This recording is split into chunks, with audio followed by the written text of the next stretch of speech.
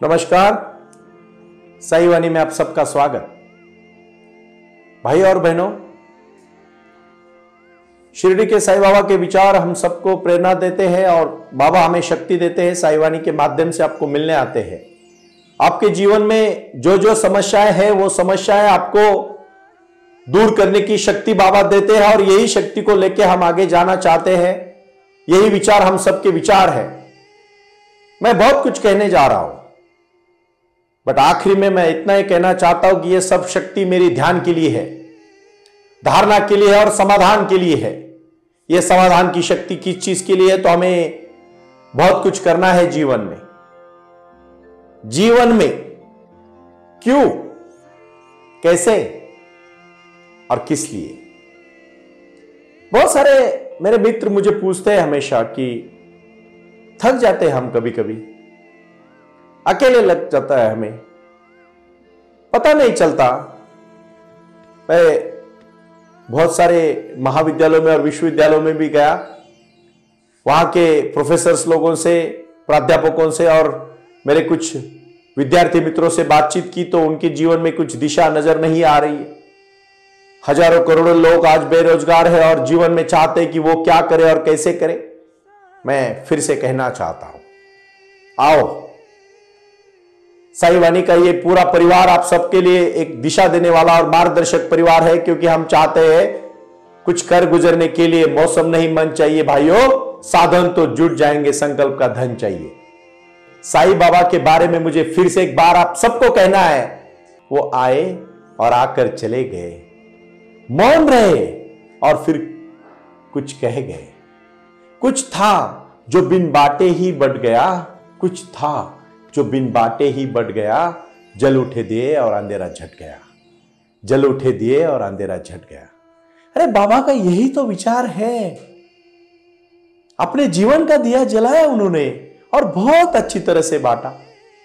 क्या जिंदगी कितनी खूबसूरत है, क्यों आप परेशान हो जाते हो? मैं कुछ चंद कहानी आपको कहता हूं तो आपको शायद वो समझ में आती होगी। अगर नहीं आती होगी तो जरूर आप हमसे संपर्क करें।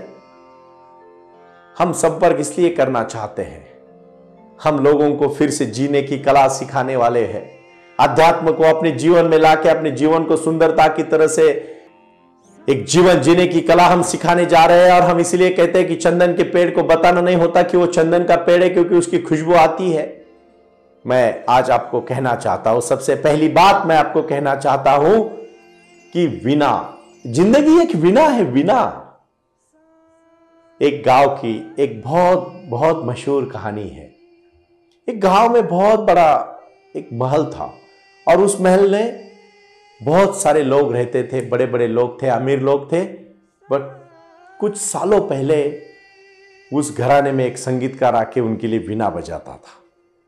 वो संगीतकार गुजर गया, आगे के लोग नहीं वीणा बजाते थे, तो वहां वीणा ऐसी ही रखी जाती थी।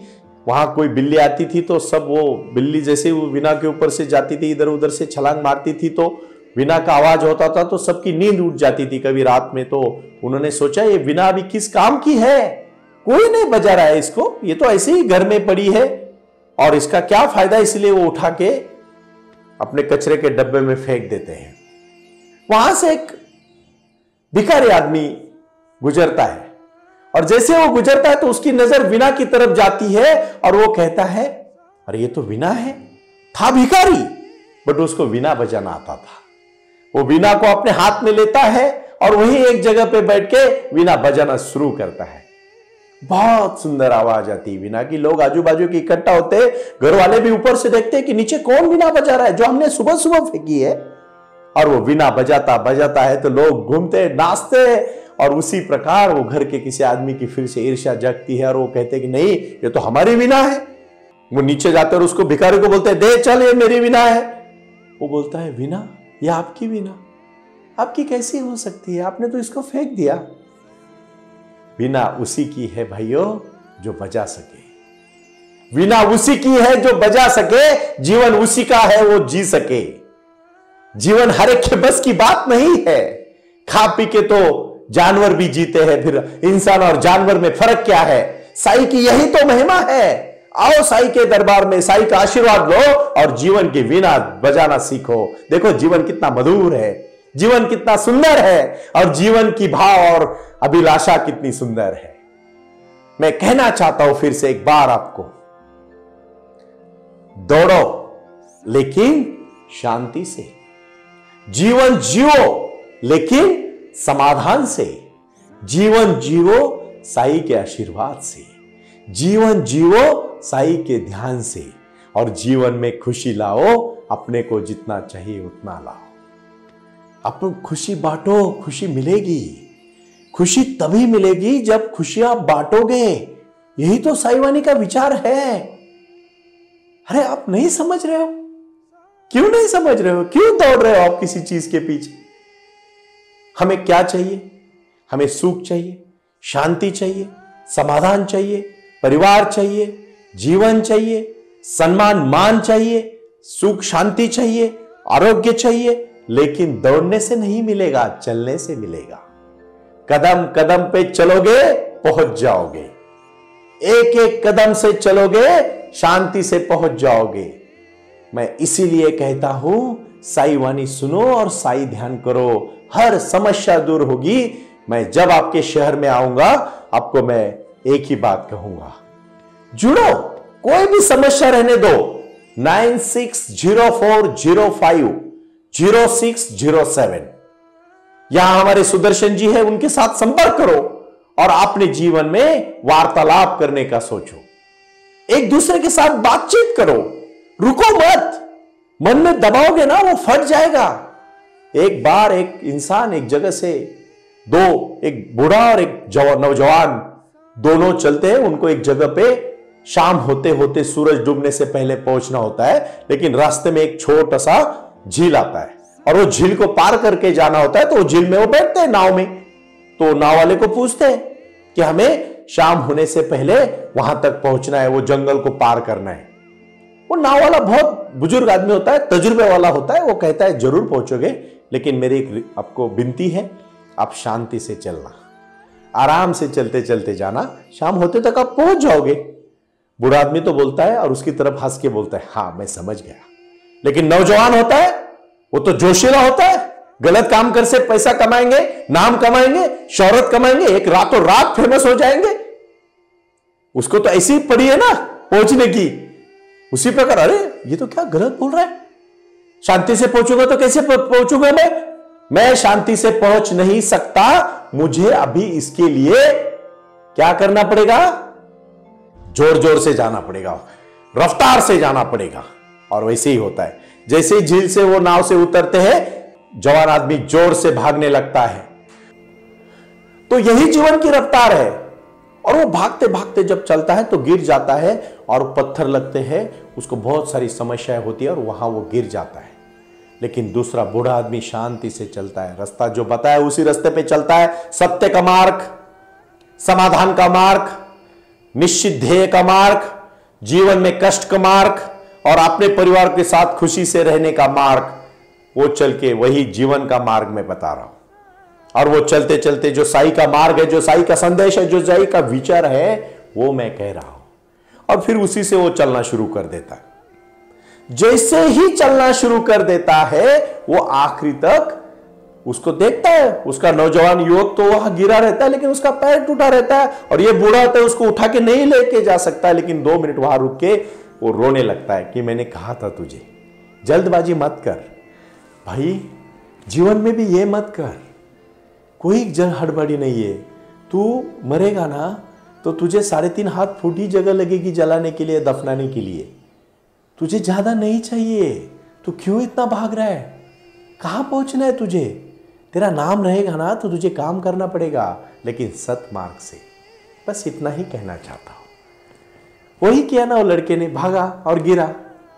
वो बूढ़ा आदमी शांति से चलता रहा और जैसे ही चलता रहा आखिरी तक उसको प्रणाम किया उसने और आगे चलता गया। जैसे अंधेरा होने के पहले वहां जानवर आ गए और उस लड़के को खा गए, लड़का मर गया। लेकिन सूरज डूबने से पहले वो बूढ़ा आदमी वहां पहुंच गया, क्योंकि उसको बताया था किसी ने कि तुम जरूर पहुंचोगे, लेकिन शांति से चलना। यही तो जीवन का मार्ग है। यही तो मैं कहना चाहता हूं कि साईं का आशीर्वाद लेके सत्य के मार्ग से चलो। मैं यहां कोई आपको नाउम्मीद नहीं कर रहा हूं, लेकिन बहुत सारे नौजवान और नवयुवतियों को देखता हूं तो उनको बहुत बड़े बड़े सपने हैं, लेकिन मार्ग अच्छे नहीं है। और जब मार्ग अच्छे नहीं ना, तब कहीं नहीं पहुंचोगे। यह दावा करता हूं मैं आपसे। साईं वाणी यही तो आपको सिखाने आ रही है। मैं राजा के दरबार में की कहानी क्यों बताता रहता हूं आपको। वीणा वादक ने हमें क्या बताया और जीवन में हमें कौन कौन सी कहानियां हैं, यह हमारे जीवन की कहानियां हैं, किसी दूसरे की जीवन की नहीं। ये कहानियां इतनी सटीक है आपके लिए कि आप जीवन में बहुत कुछ करने सकते हैं, कर सकते हैं आप बहुत कुछ। लेकिन इसलिए मैं फिर से कहना चाहता हूं आपको, आप उठो और जीवन में क्रांति करो। साईं वाणी को सुनो। साईं वाणी को सुनोगे, जीवन में बदलाव लाओगे। हर एक बंदे को मैं कहना चाहता हूं, और अपने को जहां आप रुके हो ना, वहीं से अपना जीवन शुरू करो। पहुंच जाओगे, आप जरूर पहुंच जाओगे। क्योंकि मैं एक ही बात कहना चाहता हूं, दुखी क्यों होते हो? अगर सबका मालिक एक है, बाबा है, तो सबके लिए है। कभी कभी दुख आएगा, कभी सुख आएगा। एक राजा होता है और राजा अपने बहुत प्यारे मित्र मतलब वजीर के साथ एक जंगल में सैर करने चला जाता है। उस दिन क्या होता है, सैर करते करते वो थोड़ा सा आगे चले जाते हैं और उनके पास खान पीन के लिए कुछ नहीं होता। पेड़ पौधे भी ज्यादा नहीं होते, तो फल भी नहीं होते, लेकिन एक उनको बहुत अच्छा पेड़ दिखता है और उस पेड़ में एक ही फल, बहुत बड़ा अच्छा फल दिखता है। दोनों को बहुत भूख लगी होती है, बहुत भूख। तो राजा बोलता है अपने वजीर को, देख अबे हम बहुत दूर आए हैं, तेरे को भी भूख लगी है, मुझे भी बहुत भूख लगी है। उस पेड़ में एक बहुत बड़ा अच्छा फल है, उसको तोड़ दे, आधा आधा खाएंगे तो हमें अच्छा लगेगा, तो हम दोनों का भी पेट भर जाएगा और खुश रहेंगे हम दोनों, और फिर हमारे राज दरबार में चले जाएंगे। तो वजीर बोलता है जी महाराज, और वो फल को तोड़ता है। तोड़ के उसको धोता है अच्छी तरह से और उसको 4 इसमें बांट देता है। अभी 4 इसमें टुकड़े करने के बाद वो बोलता है कि पहले मैं चखना चाहता हूं। राजा का बहुत प्यार होता है अपने वजीर के ऊपर। बोलता है कोई बात नहीं, आप पहले खा लो। और वो वजीर अपना फल खाने लगता है। पहली जो एक खाने के बाद जो 4 भाग उसके किए, उसका पहला भाग खाने के बाद उसको खुशी मिलती है। वो बोलता है मैं और एक खाऊं। राजा बोलता है कोई बात नहीं, तो और एक खा। दूसरी भी खा लेता है। भूखे दोनों भी हैं, ठीक से सुनो। उसी प्रकार तीसरे फल खाने को लगता है, उसको लगता है कि तीसरी भी चीज जो भाग उसका किया है वो भी मैं खा लूं। तीसरा भी खाने लगता है, और जो चौथा टुकड़ा खाने के पहले राजा उससे हाथ से छीन लेता है और बोलता है हद हुई भाई, तुझे मैं प्यार से बोल रहा हूं और तू इतना, मुझे भी भूख लगी, मेरा भी थोड़ा सोच। तू तीनों भी खा लिया, 3 टुकड़े तूने खा लिए, चौथा मेरे लिए तो रख, इतना तो ईमानदारी तेरे पास होनी चाहिए। और राजा चौथा जो टुकड़ा है वो मुंह में डालता है और तुरंत मुंह से बाहर थूक देता है।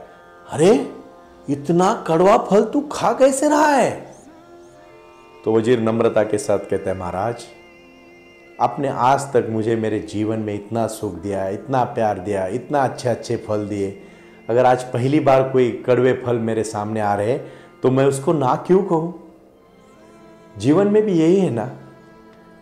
देखो ना, 84 लाख यूनिवर्स से हमारा जन्म हुआ, उसमें से हम मानव जन्म में आए, मानवता को बुद्धि मिली, हमें घर मिला, माँ बाप मिले, संस्कार मिले।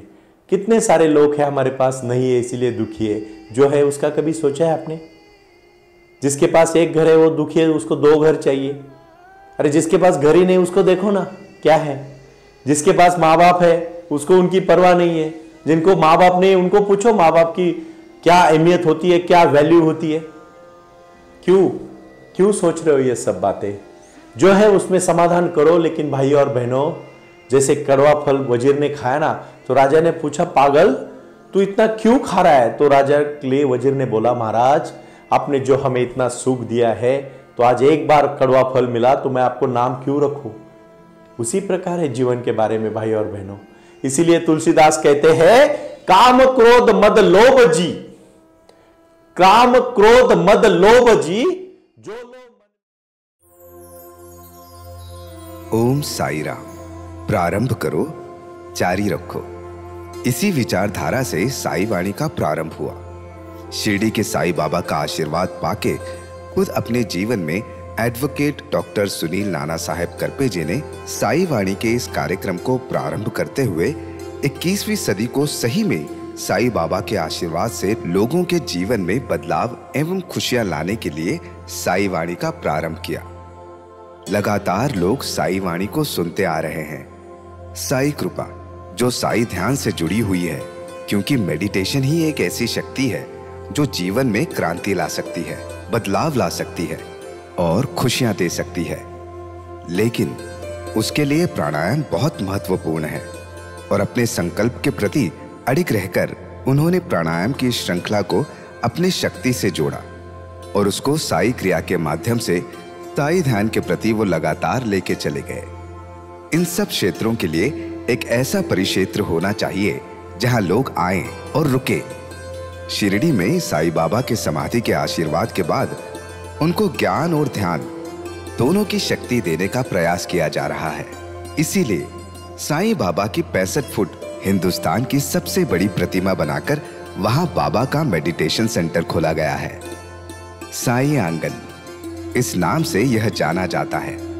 देऊळगाव गाड़ा, तालुका दौंड, जिला पुणे, यहाँ साई आंगन की और बारामती क्षेत्र में साई आंगन में इसी क्षेत्र की निर्मित करते हुए उन्होंने यहाँ निजी व्यवस्था के साथ बच्चों के लिए गुरुकुल सिस्टम का इंग्लिश माध्यम का स्कूल, जहाँ बच्चे पढ़े और जहाँ बच्चे गुरुकुल में रहकर गुरुकुल के माध्यम से गुरुर ब्रह्मा गुरुर विष्णु गुरुर देवो महेश्वरा गुरु साक्षात परब्रह्म तस्मै श्री गुरुवे नमः इसका ज्ञान ले पाएं। इसी के लिए इसे पूरी तरह से सीबीएसई एवं गुरुकुल के माध्यम से बच्चों को एक सुजान एवं भारत का एक ज्ञानी और अच्छा नागरिक बनाने के लिए वे ये कर रहे हैं। उसी के साथ हेल्थ इज वेल्थ कहते हैं कि शरीर ही सबसे महत्वपूर्ण संपदा है और उस संपदा को आयुर्वेदा के माध्यम से लोगों को जोड़ना चाहिए।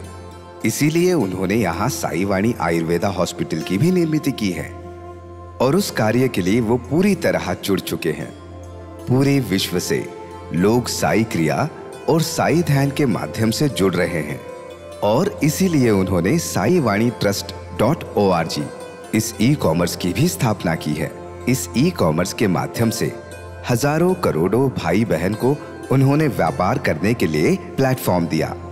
उनकी कला, उनकी क्षमता, उनका ज्ञान लोगों तक पहुंचाने के लिए साई वाणी trust.org बहुत बड़े लेवल पर महत्वपूर्ण प्रयास कर रहा है। इसीलिए यहाँ आए। ये बाबा की नगरी है। यहाँ बाबा का विज्ञान, बाबा का आशीर्वाद एडवोकेट डॉक्टर सुनील नाना साहेब करपे जी के साथ लोगों तक पहुंच रहा है। हमसे जुड़े रहने के लिए आज ही साई वाणी के ऑफिशियल यूट्यूब चैनल को सब्सक्राइब करें या अधिक जानकारी के लिए संपर्क करें 9604050607। ओम साई राम। प्रारंभ करो, जारी रखो।